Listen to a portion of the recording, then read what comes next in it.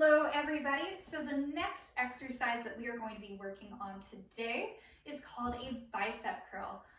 So for this one, I'll go ahead and do the same thing as I did with the overhead press and some of the other movements, where I go ahead and show you the movement without the weight first, and then I go ahead and show you the movement with a variety of weights or things that you could use as weights.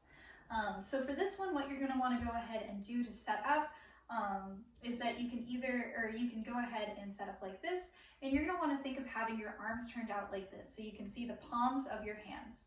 And then pretend you have grabbed a weight like that. So go ahead and make a couple of fists.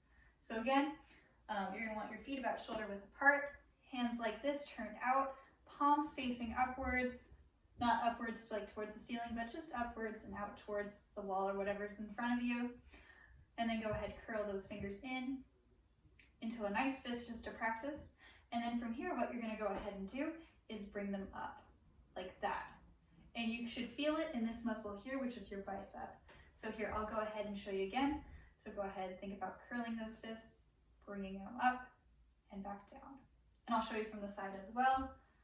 So think palms out, curl the fist as if you're holding a weight, and bringing it up and back down. Awesome job. I'll go ahead and start by showing you with a dumbbell. So for this particular one, what you're going to want to go ahead and do is hold it firmly like so. Again, making sure you've got that good form.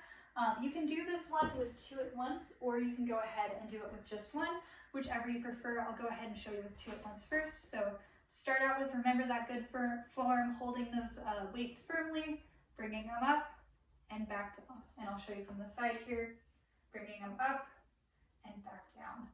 Awesome job. Now I'll go ahead and show you with my next set of weights here, which is the kettlebells. So for this one, you want to do the same thing just like with the overhead press, so that when you bring them up, the kettlebell falls on the opposite side of your hand from your palm. So see how my palm is here? The bell of the kettlebell is there. Awesome. And then what you'll go ahead and do is let them go down. Now bring them up and back down. I'll go ahead and show you from the side here, bringing them up and back down. Awesome job.